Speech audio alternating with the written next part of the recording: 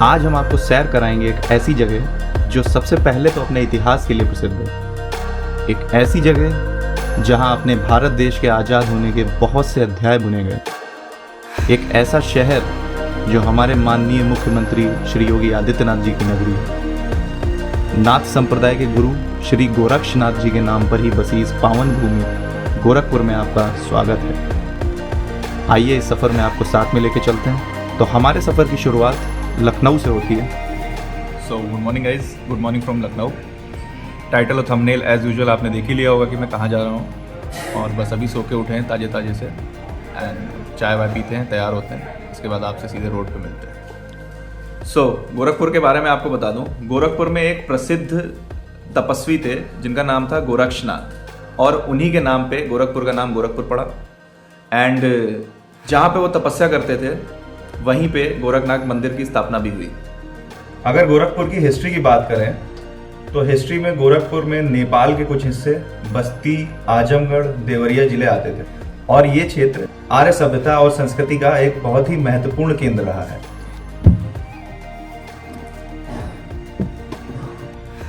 (1865) में बस्ती को गोरखपुर से अलग किया गया। 1946 में देवरिया, 1989 में महाराजगंज को गोरखपुर से अलग करके एक जिला बनाया गया।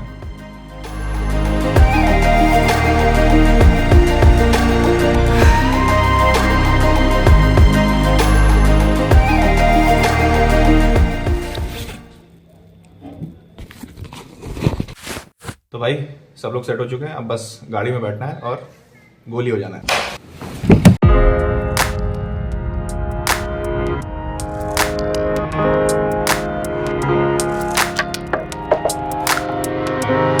लखनऊ से गोरखपुर के रास्ते में श्री राम जी की नगरी अयोध्या भी पड़ती है। सरयू नदी के किनारे पर बसे शहर की अपनी कई कहानियां हैं। खैर, वो कहानियां कभी किसी और वीडियो में सुनाएंगे। फिलहाल अभी गोरखपुर के सफ़र को आगे बढ़ाते हैं। गोरखपुर पहुंचते पहुंचते हमको शाम हो गई थी, और शाम में गोरखपुर की सबसे ज़्यादा खूबसूरत जगह है नौका विहार।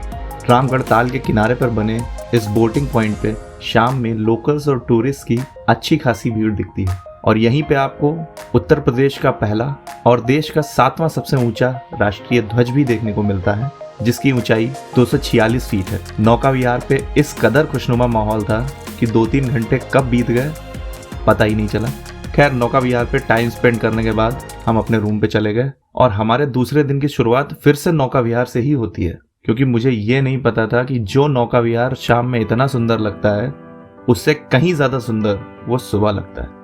जब सूर्य की पहली किरण रामगढ़ ताल के पानी पर पड़ती है तो वहाँ के दृश्य को शब्दों में बयान कर पाना मेरे लिए थोड़ा सा मुश्किल है, आप खुद ही देख लो। भीड़ भाड़ वाली जगह पे जब शांत माहौल होता है तो उसकी खूबसूरती खुद ब खुद बढ़ने लगती है।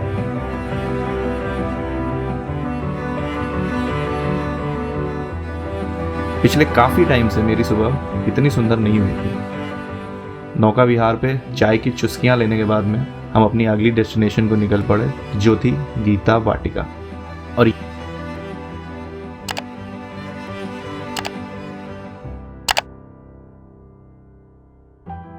बना हुआ है जो अपने आप में बहुत प्रसिद्ध है। मंदिर के दाईं तरफ आपको संकीर्तन मंडप दिखेगा, और मंदिर के बाईं तरफ आपको श्री हनुमान प्रसाद जी की समाधि दिखेगी। गीता वाटिका में गौशाला भी है जो आपको मंदिर के पीछे कुछ दूर जाने पे दिखेगी। मंदिर के दर्शन और श्री हनुमान प्रसाद जी की समाधि पे श्रद्धांजलि अर्पित करने के बाद हम निकल पड़े गोरखपुर की आन बान शान श्री गोरखनाथ मंदिर। गोरखनाथ मंदिर के बाहर पहुंचते हुए ही मुझे एहसास हो गया था कि खिचड़ी के मेले के कारण मंदिर में बहुत भीड़ होने वाली है, जिसकी पुष्टि मंदिर प्रांगण के मुख्य द्वार पे ही हो गई। खैर, भीड़ में धक्के खाते हुए मंदिर के मुख्य द्वार तक तो पहुंच गया।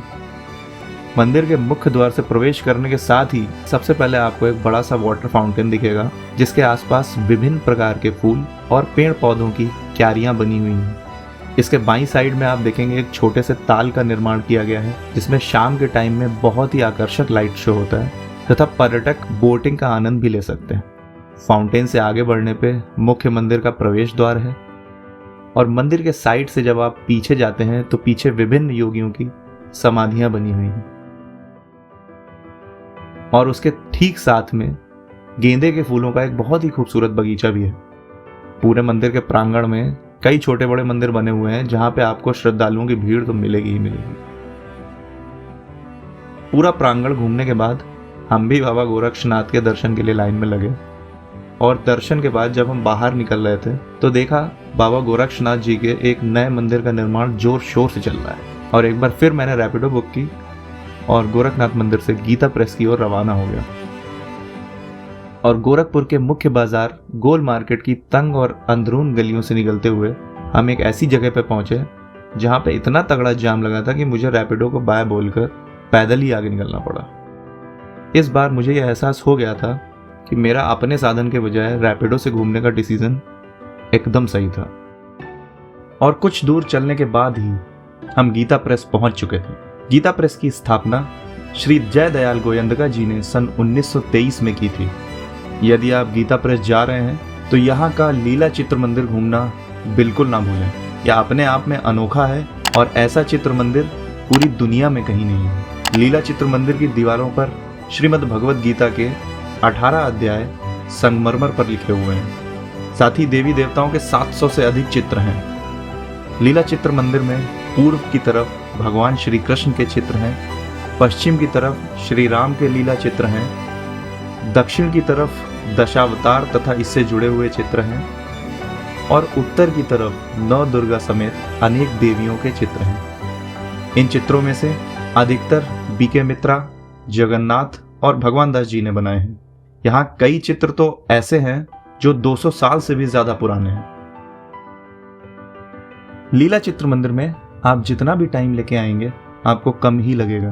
खैर हमारे पास तो वैसे भी टाइम कम था तो हम निकल पड़े एक बार फिर से अपनी रैपिडो से और एक बार फिर से हम नौका विहार के रास्ते से होके निकले और एक बार फिर से रामगढ़ ताल के नज़ारों ने हमको आश्चर्यचकित किया। हमारी डेस्टिनेशन थी शहीद अशफाक उल्ला खान प्राणी उद्यान, जिसको आप जू भी बोल सकते हैं। लेकिन यहाँ हमको निराशा हाथ लगी क्योंकि यहाँ आकर हमको पता चला कि 4:30 के बाद यहाँ की एंट्री बंद हो जाती है। लेकिन हमने कुछ देर वेट किया क्योंकि वहाँ का नज़ारा कुछ देर में ऐसे से ऐसा होने वाला था। उसके बाद हम पहुंचे अपनी फाइनल डेस्टिनेशन जो थी रेल म्यूजियम। और यहाँ आपको इतिहास से जुड़े बहुत से किस्से कहानियाँ अपनी आंखों के सामने देखने को मिलेंगे। रेलवे संग्रहालय गोरखपुर सभी उम्र के लोगों, विशेषकर बच्चों के लिए एक दर्शनीय पर्यटक आकर्षण है। रेलवे संग्रहालय अपने प्रदर्शनों के माध्यम से उत्तर भारतीय रेलवे के इतिहास को बताता है।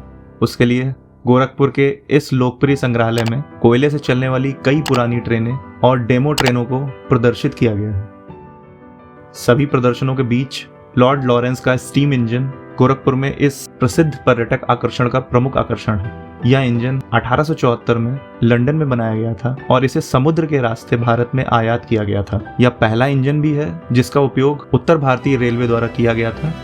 इस जगह का एक अन्य आकर्षण फूड प्लाजा है जो रेलवे के डिब्बे में शानदार ढंग से स्थित है। तो लेडीज एंड जेंटलमैन, ये था मेरा एक छोटा सा सफर जो मैंने आप लोगों के साथ शेयर किया। अगर यहाँ तक वीडियो में बने हुए हो तो लाइक किए बिना बिल्कुल भी मत जाना और आपके पास जो भी सजेशंस हैं वो आप कमेंट बॉक्स में शेयर कर सकते हैं। ऐसे और भी वीडियोस देखने के लिए चैनल को सब्सक्राइब करके बेल आइकन को दबाना बिल्कुल भी ना भूलें। Until next time, piece.